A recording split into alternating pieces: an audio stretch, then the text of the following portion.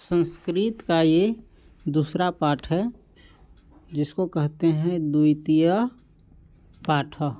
ठीक है, द्वितीय पाठ हम कुंजिका के माध्यम से पढ़ रहे हैं, किताब में भी सेम ही है, समझ गया।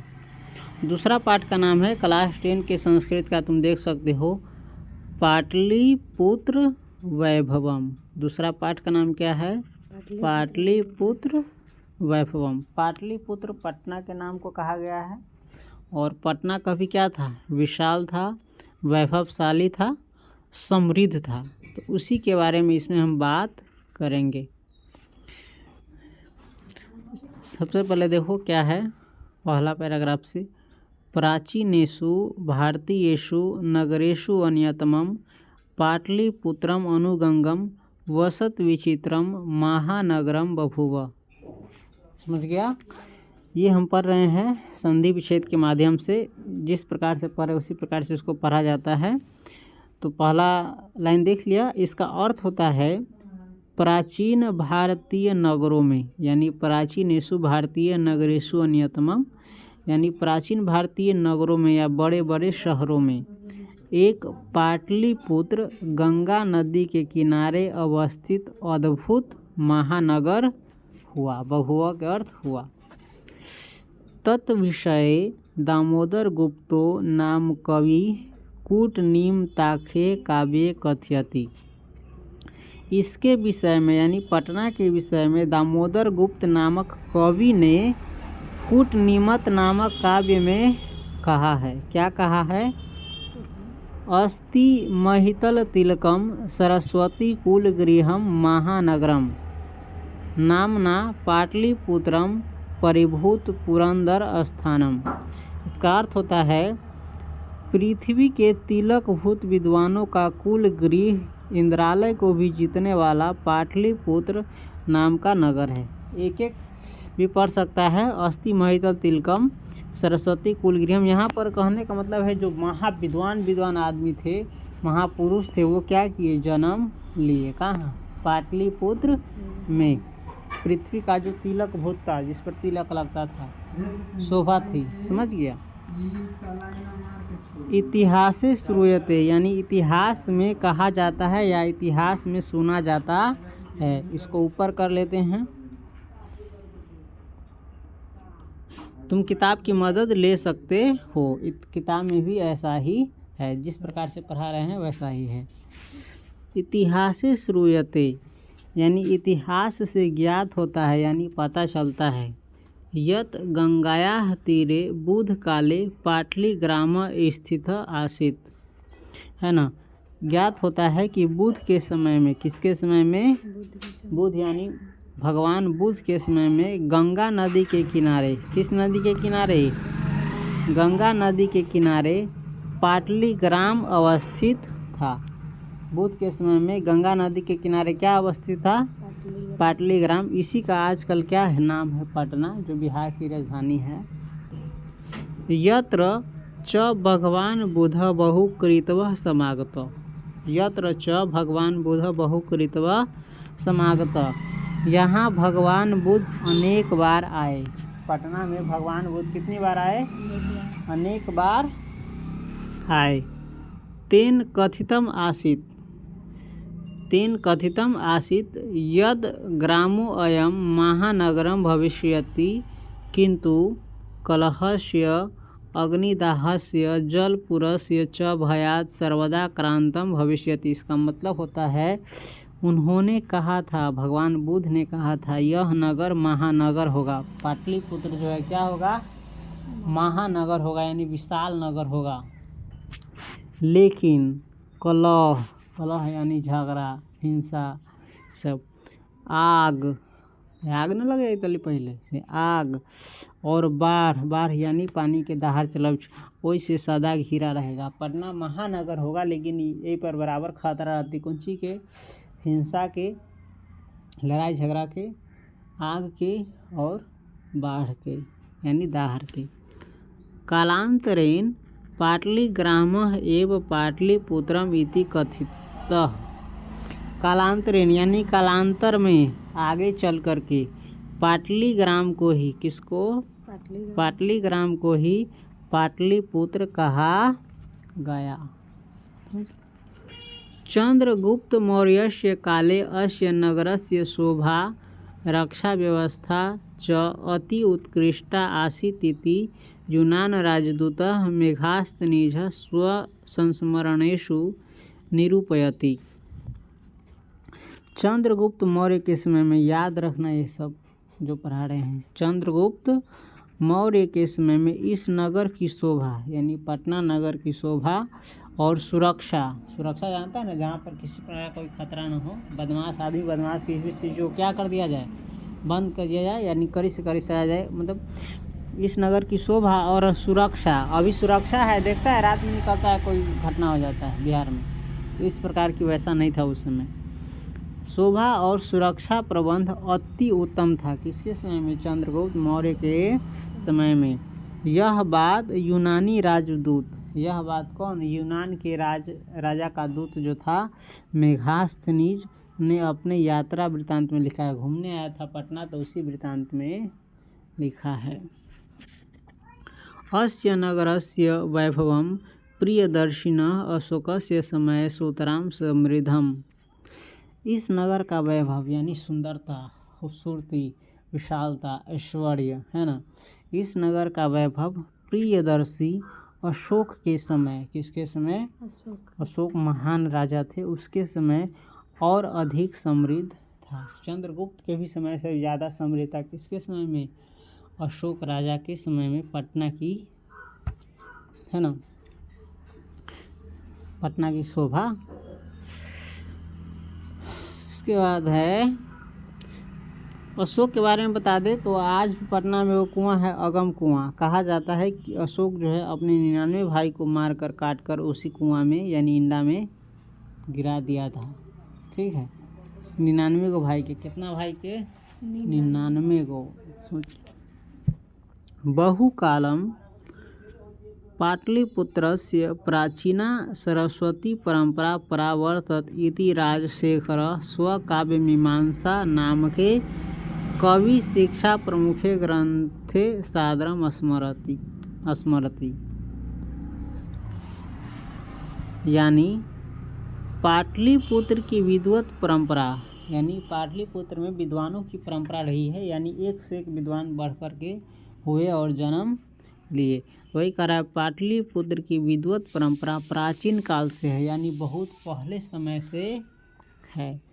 ऐसा राजशेखर ने, किसने, राजशेखर ने अपनी काव्यमीमांसा नामक कवि शिक्षा पुस्तक में सादर स्मरण किया। पटना के बारे में कह रहा है, यहाँ की विद्वत परंपरा प्राचीन काल से है। सरस्वती का कुलगिरी इसको कहा जाता है, यानी सरस्वती शिक्षा की देवी है और शिक्षा के महान पुरुष का कुलगिरी यहीं पर सबसे ज़्यादा शिक्षित महान व्यक्ति जन्म लिए पटना में। अत्र उपवर्ष वर्षो इह पाणिनि पिंगलहविः व्याड़ी वररुचि पतंजलि इहं परीक्षिता ख्यातिम उपजगमु। यानी यहाँ यानी पाटलिपुत्र में वर्षों तक यानी बहुत समय तक पाणिनि, पिंगल, व्याड़ी, वररुचि, पतंजलि परीक्षित होते हुए यानी शिक्षित होते हुए, पढ़ते लिखते हुए सुप्रसिद्धि को प्राप्त किए। यहाँ पढ़ लिख करके शिक्षा प्राप्त करके कौन कौन, पाणिनि वर्षों तक, बहुत समय तक, पिंगल, व्याड़ी, ये सब नाम है महान पुरुष का, वररुचि, पतंजलि इत्यादि क्या है, पढ़ते हुए प्रसिद्धि को प्राप्त किए, यानी बहुत नाम एकर चल रहे। ठीक, कतिपयेषु प्राचीन संस्कृत ग्रंथेषु पुराण आदिषु पाटलिपुत्रस्य नामांतरं पुष्पपुरम, कुसुमपुरम वा प्राप्यते।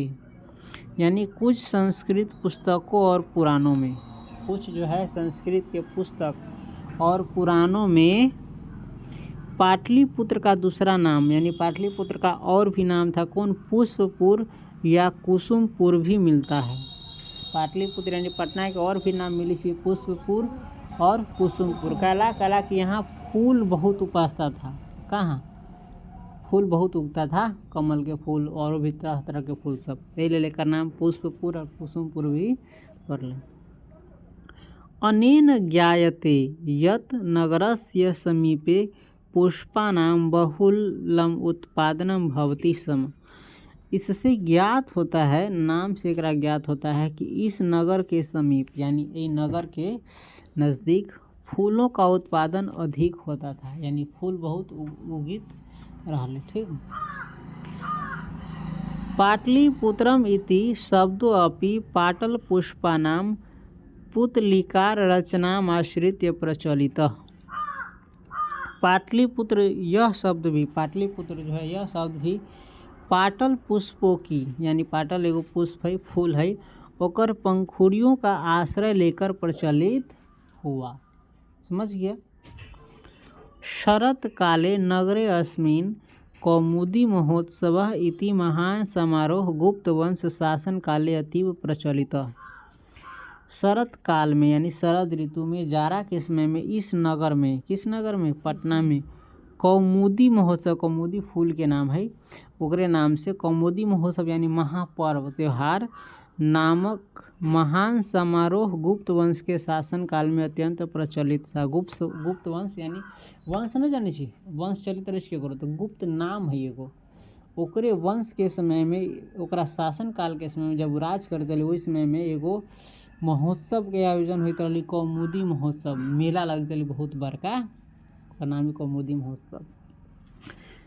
तत्र सर्वे जाना आनंद मग्ना अभुवन, इसमें सभी लोग आनंद मग्न रहते थे, है ना।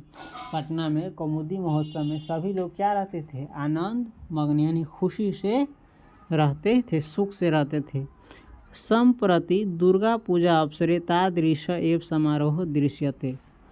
आजकल अभी के समय में दुर्गा पूजा जो है दुर्गा माँ की पूजा, उसी सब प्रकार का वैसा ही एक क्या है समारोह यहाँ देखा जाता है।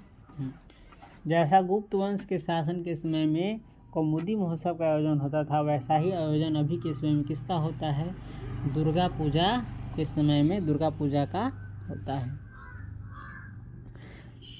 और कहा जाता है कैसा भी हो, व्यक्ति के जीवन में खराब समय भी आता है और अच्छा समय भी आता है, तो जगह के बारे में भी ऐसा ही है, जगह के बारे में भी कभी अच्छा समय आता है, कभी खराब समय आता है। समझ गया। काल चक्रवशात यद्यपि मध्यकाले पाटलिपुत्रम वर्ष सहस्त्र परिमितम जीर्णताम अनुभूत। समझ गया। समय परिवर्तन के कारण यानी समय बदलाव के कारण, समय सबका बदलता रहता है ना। अभी क्या था, पटना समृद्ध था, बहुत विशाल था, वैभव था, है ना, इसकी शोभा और सुरक्षा व्यवस्था काफ़ी अच्छी थी।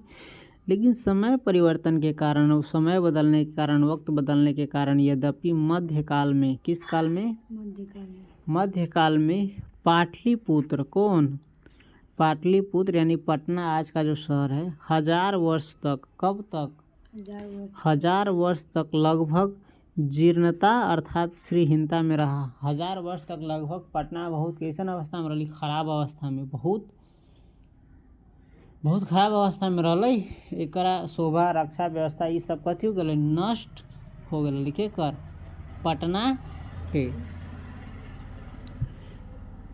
तस्य संकेतः अनेकेषु साहित्य ग्रंथेषु मुद्रा राक्षस आदिषु लभ्यते। इसका संकेत यानी जीर्णता यानी खराब हालत में रहने का संकेत अनेक साहित्यिक ग्रंथों जैसे मुद्रा राक्षस आदि में मिलता है। मुगल वंश काले अस्य नगरस्य समुद्धारो जातः। मुगल वंश के शासन काल में, किसके शासन काल में, मुगल वंश के शासन के समय में इस नगर का, किस नगर का, पटना नगर का पुनरुद्धार हुआ, यानी फिर से इसको बनाया गया, फिर से इसको अच्छा बनाया गया।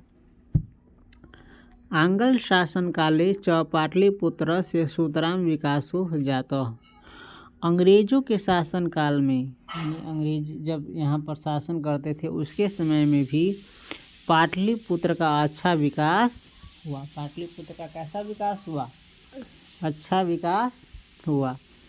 नगरम इदम मध्यकाले एव पटनेति नामना प्रसिद्धिम गात। मध्यकाल में ही इस नगर का नाम पटना प्रसिद्ध हो गया था। मध्यकाल में ही इस नगर का नाम पटना जो है क्या हो गया था, प्रसिद्ध हो गया। पाटलिपुत्र, कुसुमपुर, पुष्पपुर, पाटलीग्राम, इस सब से बदलते हुए मध्यकाल में इसका नाम क्या हो गया, पटना। और पटना क्या है, आज के बिहार की राजधानी। पहले भी समृद्ध था, बीच में कुछ खराब हालत में आया, फिर समृद्ध हो गया। अयम च शब्द पतनमिति शब्दात निर्गत। यह शब्द पतन शब्द से निर्गत है। पटना जो नाम है किससे बना हुआ है, किससे निर्मित हुआ है, पतन से। पतन का अर्थ होता है जिसका ह्रास हो गया हो, जिसका नाश हो गया उसको कहते हैं पतन। जो गिर गया हो उसको कहते हैं पतन। और ये गिर करके फिर से क्या हुआ है, बना है, इसलिए इसका नाम क्या है, पटना है। नगरस्य पालिका देवी पटन देवीति अद्यापि पूज्यते। और आज भी नगर की देवी, पटना नगर की जो देवी है, कौन, पटन देवी, ये क्या है, पूजित है। हर नगर की रक्षा करने वाली एक देवी होती थी, तो उसी के बारे में कह रहा है। आज भी इस नगर की देवी कौन है, पटन देवी को पूजित है, यानी पूजा किया जाता है। संप्रति पाटलिपुत्रम अति विशालम वर्तते, बिहार राज्यस्य राजधानी च अस्ति। आजकल यानी अभी के समय में पाटलिपुत्र, जिसका नाम अब पटना हो गया है, अत्यंत विशाल है। आज के समय पटना क्या है, अत्यंत बहुत दूर में महानगर है पटना, बिहार की वही राजधानी महानगर है, अत्यंत विशाल है और बिहार राज्य की राजधानी है। पटना क्या है, आजकल अत्यंत विशाल है आज के समय, और बिहार की क्या है, राजधानी है। अनुदिनम नगरस्य विस्तार भवति। आए दिन नगर का विस्तार हुआ है। आए दिन यानी कुछ समय पहले ही इस पटना नगर का क्या हुआ है, विस्तार हुआ है, यानी फैला है। अस्य उत्तरस्याम दिशि गंगा नदी प्रवहति। इसके उत्तर की ओर गंगा नदी बहती है। पटना के उत्तर की ओर कौन नदी बहती है, गंगा नदी बहती है। तस्या उपरि गांधी सेतु नाम एशिया महादेशस्य दीर्घतम सेतु किम च रेलयान सेतु अपि निर्मीयमानो वर्तते। इसके ऊपरी यानी गंगा नदी के ऊपर गांधी सेतु, सेतु पुल को कहते हैं, गांधी पुल जो है, गांधी सेतु पुल जो है, एशिया महादेश का, किस महादेश का, एशिया महादेश का सबसे बड़ा सेतु है, सबसे बड़ा पुल है। और रेल यान सेतु भी निर्माणाधीन है, और रेल आने जाने वाला पुल भी क्या है, बन रहा है, अभी बन गया होगा। समझ गया, पुल देखा है, सब छोटा मोटा पुल है, बहुत दूर में पुल रहता है, बहुत दूर में। समझ ले, यहाँ से सीतामढ़ी आई तो आधा दूरी तक ले समझ ले पुल, एक बड़का पुल सब होइ छै। नगरे अस्मिन् उत्कृष्ट संग्रहालय, उच्च न्यायालय, सचिवालय, गोलगृहम, तारामंडलम, जैविक उद्यानम, मौर्यकालिक अवशेष, महावीर मंदिरम इत्यते दर्शनीय सन्ति। इस नगर में यानी पटना नगर में उत्कृष्ट संग्रहालय है, यानी पहिलका चीज के जहाँ जमा करके रखल जाए। उच्च न्यायालय भी है, उच्च न्यायालय यानी हाई कोर्ट है, सचिवालय है, गोल घर है, इसे हम देखे हैं, गोल घर जो किताब में देखा, गोल बहुत बड़का गोल घर है, गोल का घर है, ठीक हो, गोल घर, तारामंडल है, जैविक उद्यान है, यानी जेमें चिड़ियाघर एकरा कहै छै, शेर, भालू, चीता सब जानवर तोरा में देखे के नहीं। तो मौर्यकालीन भग्न अवशेष, और मौर्यकालीन जो टूटा फूटा उसका अवशेष है, उस समय का कोई चीज़ है, वो सब है। महावीर मंदिर है, यानी हनुमान जी के मंदिर है, ये सब कथी है, देखे वाला है, दर्शनीय है, कहाँ, पटना में। प्राचीन पटना नगरे सिख संप्रदायस्य पूजनीयं स्थलं दशम गुरोः गोविन्दसिंहस्य जन्मस्थानं गुरुद्वारा इति नाम्ना प्रसिद्धं वर्तते। प्राचीन पटना नगर में यानी पहिलका जो पटना है वही नगर में सिख संप्रदाय का, किस संप्रदाय का, जना हिंदू संप्रदाय है, मुस्लिम संप्रदाय है, वैसा सिख संप्रदाय भी होता है, सिख धर्म भी होता है। उसका जो है पूजनीय स्थल यानी पूजा करे वाला स्थान 10वें गुरु यानी 10 कै गो गुरु होले 10वां गुरु में के बारे में बात कर रहा हूँ। 10वें गुरु गोविंद सिंह का जन्म स्थान, यहाँ पर गुरु गोविंद सिंह का क्या हुआ, जन्म हुआ। वही जन्म स्थान गुरुद्वारा नाम से विख्यात है। यहाँ पर भी हम गए लेकिन उस समय जानते नहीं थे। तत्र देशस्य अस्य तीर्थयात्रिणः दर्शनार्थम आयन्ति। यहाँ देश भर के यानी पूरा भारत से तीर्थयात्री दर्शन के लिए आते हैं, है ना। कहाँ, पटना में।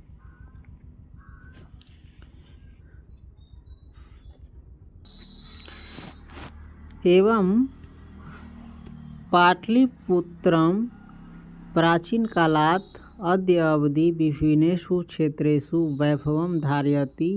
सर्वं च संकलित रूपेण संग्रहालय दर्शनीयम् इति।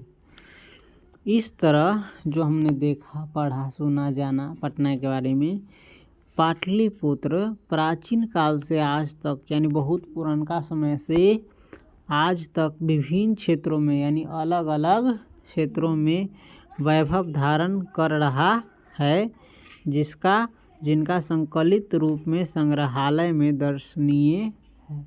देखिए, महान महान राजा हुआ, महान महान विद्वान हुआ, फूलों का उत्पादन हुआ, महान गुरु जन्म लिए, इस सब के बारे में, है ना। विशाल नगर है। पर्यटन मानचित्रे नगरम इदम महत्वपूर्णम। परिहीन के मानचित्र पर पर्यटन के मानचित्र पर यानी घूमने वाले जगह के नाम पर यह नगर एक प्रमुख नगर है। पटना के बारे में जान लिया, और कभी देखेगा जाएगा तो ये सब याद आएगा कितना विशाल है यह नगर, है ना, पटना।